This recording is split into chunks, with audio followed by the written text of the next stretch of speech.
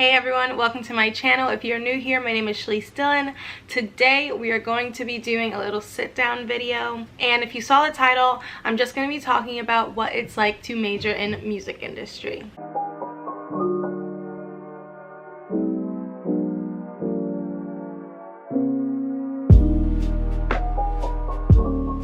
So as you can see, I'm all like Drexel, like decked out with my dingy Drexel hat that I haven't worn probably since, I don't even know, sophomore year maybe. But I want to wear the stuff so it can be like a whole vibe, since this is probably the last time I'll really be talking about Drexel in a while. So I want to be all Drexel decked out. I don't think this is going to be like a long video, but I did want to give a gist of what it's like to major in music industry. When I was on YouTube, I was trying to look up different videos of people basically explaining what it's like to major in music industry. I couldn't find a lot. I saw a lot of like marketing and I think like pre-law, I guess, and stuff like that. But I do want to add to those types of videos, and I think that they can be really helpful for someone that might be looking into it. I've gotten questions since the beginning about, oh, what's it like to major in music industry? And I've gotten questions when I worked at Express as an associate. My customers sometimes used to be like, oh, my cousin or my son or blah blah blah is trying to major in music industry, or he wants to be a musician, whatever, should he major in music industry? I basically just gave my opinion to them. So I thought it would be cool to do the same, but on YouTube, to all of you. And if you have any more questions, feel free to comment below. And if you want someone else's point of view as well, other than just mine, I do have a podcast which I showed in my graduation vlog. I have a podcast with two of my other friends that also went to Drexel University for music industry, and we have an episode, I'll pop it up right here, that we talk about what it's like being a music industry student. And we filmed it, I'll say, a few months before we graduated. It was for our senior project, so it's really like, it's fresh, and it's like we were seniors at the time, so we have all the information. It's not like a difference between us being freshmen and seniors. You can check that out if you want someone else's perspective as well. My two other friends, we agree on a lot within us being in the music industry, but our exits out of Drexel are all very different, so that's good to kind of listen to that as well, to what they're going to be doing compared to what I'm going to be doing. Alright, so let's get into it. First thing I have is why I majored in music industry and like the background. So pretty much my whole life I've always known I've loved music. I was a singer for a long time, so throughout high school, I kind of was thinking about what I'd like to major in, and obviously you have like the force of the world telling you have to go to college, you have to go to college. So I was kind of required to go to college by my parents, and it wasn't like I couldn't get into college or anything like that. It was more of just I really didn't want to go, because it was kind of like the realization, like, I'm going to school for 4 years, what if I don't want to do this, what if I change my mind, like the money of going to school. And thinking of money, of course, I ended up choosing Drexel, which is an expensive school. You can look it up yourselves. I'm not gonna really get into like price wise of Drexel, but it is an extremely expensive school.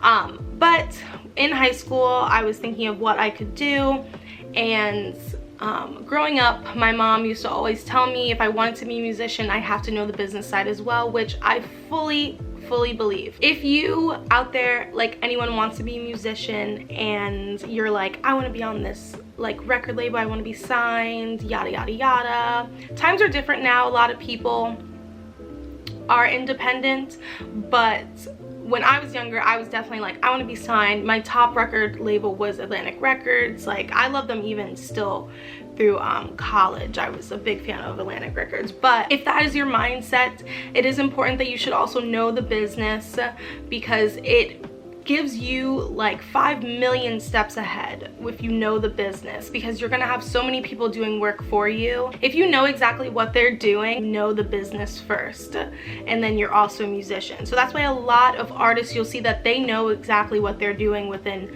like their business, and they become business partners with this, with that. They start creating businesses because they start learning the business and learning how to work and basically control their money and have success in that way. But so my mom always told me that know the business first. So I said, if I'm gonna go to school, I'm not gonna go to school for like songwriting or for music in itself. I'm gonna go to school for music industry. And there aren't a lot of schools that supply music industry. I don't really know what it is like now, but when I was applying for schools 4 years ago, there wasn't a lot of schools doing that. And I went on I think a few tours. I remember University of Bridgeport, which is in Connecticut. They had music industry as a major, and I remember Northeastern, and that's in Boston. Northeastern was my favorite just because I love the aesthetic of it and the vibes. And that was kind of like my top at the moment, at that moment. When I went to Northeastern, someone during the tour was telling me about Drexel, and I remember seeing Drexel online, and this is how it really kind of connects to like what I'm doing now in life. But it's funny because this stuff always matters to me. If your website or social media or something doesn't really look right, or is kind of like messed up or like hard to navigate, it is a big turn off for me within businesses, because that's basically someone's first entrance to you. So when I was first introduced to Drexel, it was with their website, and I hated their website. So I said, I'm not applying there, because you made it difficult for me to even try and navigate through to where I could apply. So I'm like, why would I apply here if your website, just your website itself, is difficult for me? But obviously I kept it on my list because you don't have many options when applying for music industry schools. I was a little bit like, why is your website like this? So when I did have this one girl tell me about Drexel, and she's like, it's beautiful, it's such a great campus, we just came from there, yada yada yada, I was like, all right, let me take a second look at it. And I don't know if like the website was like fixed out of nowhere or something, but I swear their website was different. And because of that, I was like, oh, like this school looks cool, I'm gonna apply. I applied for Drexel, and obviously I got in. Overall, I don't remember the schools I applied for. I don't remember all of them, just the ones I went on tours, and I mentioned a few. So you can, if you want to apply for music industry, you can just look it up. They'll have lists of schools. Drexel has been featured as one of the top music industry schools a few times. If you look at that list, they give you all the schools basically in the US that have great music industry programs. So if you want to look for a school that supplies music industry as a major, just look through that list. Yeah, so I applied for Drexel, and I waited. On the last night of my high school's musical, which I was in because I did musicals in high school, we were sitting in like the girls' room, and I got an email, and it was that I was accepted to Drexel. I was so excited because Drexel became my #1 because I really did fall in love with the school. And then I went to Accepted Students Day, went to the campus and stuff, absolutely loved it, and I was like, yeah, Philly is for me, like I want to go to Drexel. So I accepted Drexel, and I went to Drexel in the fall. Now Drexel is on a quarter time, not like semester time, like basically majority of the other schools. So we have terms, so 4 different terms, and it's a all year round school, which can like mess people up. They don't really understand it, but basically since Drexel is a co-op school, and I'll put the definition of co-op right here, but for us, the way I explain co-op is basically like you get to work while being in school. And anyone can do that. Anyone can have an internship while they're in college, of course, but with Drexel it is a requirement. So it ensures basically that you should have a job when you get out of Drexel. And that was a big part of why I chose it, because if I could have a backing during Drexel, like while I'm in school, if I can have a backing, since you're required to have, like, you can't graduate without having your co-op requirements. Since you're required, it's like it forces you to have this internship, rather than like some other people in some other schools. They don't really do it because they don't need it, and they can look for it if they really want to, but you don't really have to. So it doesn't give you that push to have to do it, and it helps you create so many contacts while you're still in school. At a sophomore, you're having this internship with this huge company. It can be any company, and you're having this internship. You create that contact, and when you graduate, they're like, we want to hire you, and you're leaving school with a job. Majority of the people I know, if you're in a major that has jobs that are, I'll say, more easily accessible, like the people that I know within music industry, like it's kind of like half and half. Some ended up with jobs, some didn't. I was one that didn't end up with a job right out of graduation, but some people do. A lot of the people I know that are in like business, engineering, they all ended up with jobs. So just to give like a brief about Drexel itself. But music industry wise, it is a little harder to find a job, and within that, the internships are most likely going to be unpaid. But I honestly love the co-op system. Music industry co-ops work in a different way than a lot of other co-ops. So the way our co-op works is for everyone, freshman year, you do not have a co-op. It's the only summer that you will have off. And then after that, for music industry, you have two different co-ops. It's the co-op of your sophomore year and the co-op that happens your junior year. And this is for if you're a 4-year, because Drexel also is a 4-year, 5-year school. It's kind of confusing, but I will also put in the description below a quick like synopsis of all of this I'll get from Drexel's website, just to help you guys out if you are interested in going to Drexel or going for music industry. But that's basically it. You do two different co-ops as a music industry student, and they're the summer of your sophomore year and the summer of your junior year. And within music industry, to get a little deeper, you have two different paths basically. One path is the business path and the other one is ramp. But I was the business side. For all 4 years, you can switch up if you want to.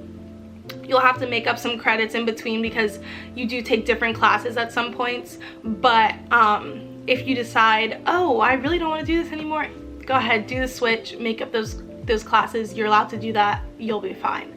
But yes, I was the business side. And then to get into the next part, what I wanted to do within the industry at the beginning, people always used to ask me, oh, so what are you going to do with it? What are you going to do with it? I pretty much would say that I wanted to do A&R, which stands for Artist and Repertoire. And I liked that job because I liked the chase of it, the finding the different artists that are going to be your next stars, to basically caring for them until they have like a manager and they're all signed into the label.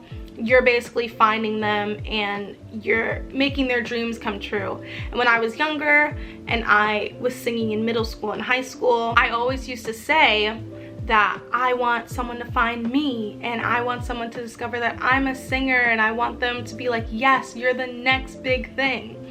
So I would say, yeah, I'm gonna create a record label, and I'm gonna start out by doing A&R, and I'm gonna learn everything I need to learn within a record label, and then I'm gonna start my own record label and find all of these amazing artists and, you know, make them into these stars that they wanted to be, because that's what I wanted. And I think I would still like to have my own record label one day. I had a name for it and everything. I won't share it because you never know what I might do in life. But I think I still would want to do that one day. But I did choose a different career path, which was because of my co-op. And this is why I say the co-ops are so important. Don't think that just because you come in wanting to do this one thing and you don't end up doing it later, it doesn't mean that like you failed at what you originally wanted to do. Everyone is always changing. We're changing every day as people, just in general. So just because your first path didn't work out doesn't mean that it's never gonna work out. It doesn't mean that you're a failure. It just means that you changed your mind and you decided to do something different. I pretty much talked about like my internships, but just applying for internships and jobs. One thing that I would say is like my best advice, and it really goes towards women, but it can be for men as well technically, but it's really for anyone. You need to apply to everything, and that doesn't mean if you see a job that you literally have no idea how to do that doesn't mean, yeah, I'm gonna apply for that because I'm gonna get it. No, I'm not saying that. But when I was in my women and gender studies class, someone said a statistic that I can't remember the specific numbers, but basically it's that women tend to not apply for jobs that they don't 100% meet, but men do, and they end up getting the job. But because women look at the job description and if they don't meet it 100%, they won't apply for it. And I noticed that I do that all the time. When I was applying for my first co-op, for my second co-op, if I didn't 100% meet everything, meaning if there was one thing like you had to use this application and I didn't know that application, I wouldn't apply for it. And it sets you back, because there really is nothing that you can't learn. And when it comes to like different applications like apps, social media, like Microsoft applications, you can learn that stuff. Take a crash course on YouTube, have a friend teach you, anything like that. You can learn it, you can figure it out, and that's not something that will keep you from getting the job. You might be the perfect person for this job, and you're ruining your own chances because you're saying I don't 100% meet it. And there are jobs that you're gonna see and you're gonna be like, oh no, I can't do any of this, I'm really not good at this, and I really wouldn't like to do that. That doesn't mean, you know, go and apply for that one. No, do something that if you really feel like you can do that job, but there's just one thing that maybe you're missing, apply for it anyway, and then work hard in learning it. I actually applied for a job that I did meet the requirements and I did get the job. But even now, before I start the job, I'm still scared that I might, you know, there might be something that I just don't know how to do, because there's always going to be something for you to learn. No matter where you are in life, you're still learning something. So don't set yourself back, don't sell yourself short. Do what you have to do, apply for the job, and just, you know, work hard. Yeah, that's basically like my biggest advice, because after hearing that statistic, I was like, what the hell? I'm not applying for these jobs, but these men out here are getting the jobs and they don't even meet all of the requirements. Yeah, that's all I need to hear. And I was like, nah, I'm not doing that again. So take the advice if you want, of course, but it did help me. Lastly, I kind of just wanted to talk about like my future plans, career options, and stuff like that. So this is like my little announcement. I have a job, and I got the job, I'll say like 2 weeks ago. So I got my first full-time job a month after graduating college, which is crazy because I know there's so many people that search for years.